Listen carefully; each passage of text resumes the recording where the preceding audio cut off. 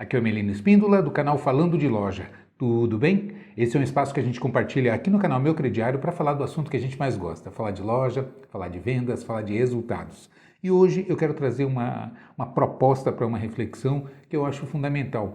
Como fazer com que o pequeno e médio lojista consiga competir com as grandes redes? Esse é um desafio assim monumental e a gente ouve muito esse questionamento. Melino, você como consultor que está há muito tempo aí no mercado e tal, que dica que você dá? Como é que a gente consegue competir com essas grandes redes? Eu não tenho a mesma capacidade de compras, por exemplo, ou de estrutura, de logística, para competir, de comunicação. Né? A gente pega essas grandes redes aí, contratam os grandes influencers, tem acesso à mídia, tem uma verba de marketing que eu não vou conseguir nunca, ou uma escala de compras, às vezes até na verticalização, né? Verticalização no sentido de produzir a própria mercadoria, né? Desenhar coleções, enfim, né? Como fazer com que a gente consiga, quais são as estratégias que a gente pode adotar que a gente consiga de fato competir, não digo de igual para igual, mas ter a oportunidade de participar do mercado. Bom, vamos fazer uma reflexão. Eu acho até que essa reflexão deve começar pela parte mais importante dessa história, que é o cliente. Quando você vai conversar com o cliente, quais são os valores que esse cliente atribui no processo de compra, né, nessa relação de consumo? E a gente escuta muito do tipo assim, eu dou preferência para aquelas lojas que eu me sinto à vontade, que eu sinto confiança, que eu encontro os produtos que me agradam, que eu tenho um atendimento espetacular, que eu tenho um relacionamento com o pessoal. No fundo, somando isso tudo, a gente vê que relacionamento é uma atribuição, um valor que o cliente dá muito significativo, né? Porque há, de certa forma, na escala, quando a gente vai para as grandes redes que tem, sei lá, centenas de lojas, não é? A personalização, a customização, né? O relacionamento pessoal fica praticamente impossível, não é verdade? Porque se trabalha com escala, são milhares de funcionários e são políticas que se adotam para poder fazer a gestão. E isso cria um certo distanciamento, né? Uma certa frieza no relacionamento com os clientes, o que possibilita a pequena loja o contrário, ter esse relacionamento. E uma das armas mais poderosas, além evidentemente que se você tiver com estoque errado, se você não estiver precificando adequadamente, se o seu time não estiver treinado, não souber atender de maneira adequada, loja desorganizada, enfim, não é? Isso é pré-requisito, isso é fundamental. Mas só isso também não basta, porque aí você perde na competitividade, na escala. Então, qual é o ponto aí, o ingrediente que você pode acrescentar nessa receita que vai pesar, que vai fazer a diferença no momento do cliente escolher a loja de consumo, de escolher qual a sua loja de preferência? Bom, atendimento é uma delas, plano de pagamento é outra. Não é? Quando você tem um relacionamento com esse cliente de confiança. E aí a gente cai num dilema muito grande, que muito lojista fala, Melino, mas aí vai cair naquilo que a gente teme, na questão de crediário, de vender fiado, de inadimplência. Nossa, isso aí é o meu temor. Como é que eu faço para me libertar disso? Eu escuto muito isso, né? Como se fosse a pior coisa da relação comercial com o cliente seria a questão da venda a prazo ou da venda fiado, né? Como a gente costuma ouvir. Pois é, mas quando a gente para pensar, fazendo aqui uma reflexão, um parêntese aqui nessa reflexão, é muito fácil você não ter inadimplência. Aliás, é a coisa mais fácil do mundo, não é? É só não dar crédito.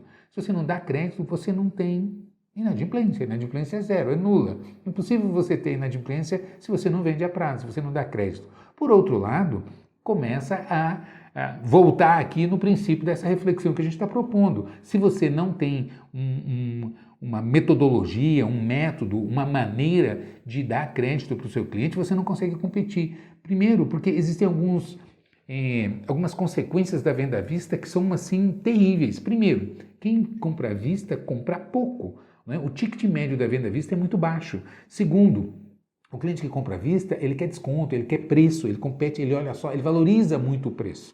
Né? E ao passo que o cliente que compra a prazo, geralmente gasta, o ticket é muito mais, chega a dar de 6 a 8 vezes maior do que o ticket da venda à vista. O cliente que compra a prazo sabe que ele não vai pagar, ele não vai ter desconto e prazo ao mesmo tempo. Ou ele tem desconto, ou ele tem prazo.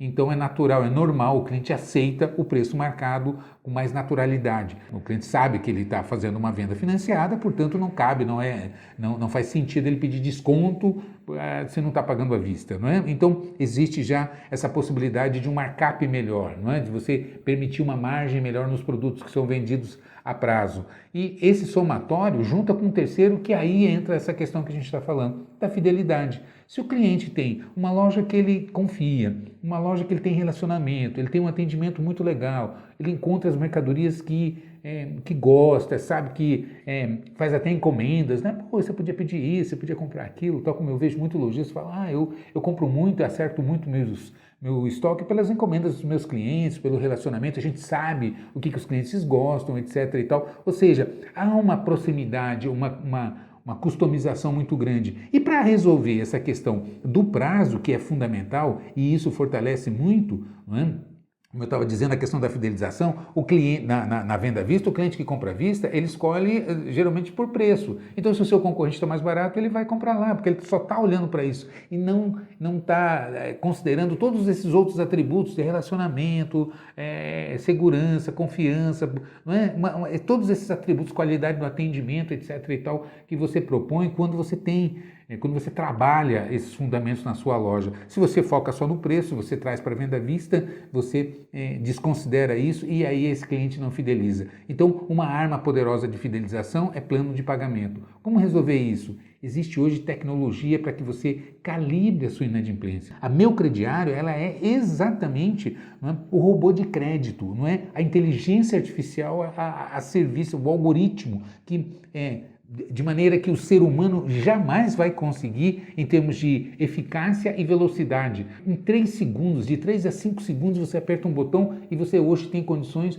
de uma plataforma, de um robô de crédito dizer para você, olha, esse cliente tem risco X de inadimplência. E aí você vai dosar adequadamente o equilíbrio das vendas a prazo da sua loja para conseguir atender esses requisitos, fortalecer as suas vendas e dar equilíbrio no seu fluxo de caixa. Como fazer isso? Armelino, eu não entendo. Pois é, entre em contato com a Meu Crediário, conversa com eles, fala como que é, como é que funciona. Você tem como me dar alguns exemplos práticos? Você tem como me dar algumas referências? Né? Faça isso que eu garanto para você. Vai ser a diferença que você vai conseguir para poder ter assim, um potencial grande de enfrentar grandes concorrentes, alavancar seus resultados e fidelizar os seus clientes. Meucrediário.com.br, fala que você viu comigo, o Armelino colocou, falou que eu vou conseguir competir muito mais, que tem lógica total, a gente tem muita experiência nisso que eu estou dizendo. Você tem que calibrar a sua inadimplência. Como fazer isso, como entender isso? Entre em contato com a Meu Crediário, conversa com o pessoal que é super treinado, capacitado para te orientar e apresentar, demonstrar como é que essa ferramenta funciona.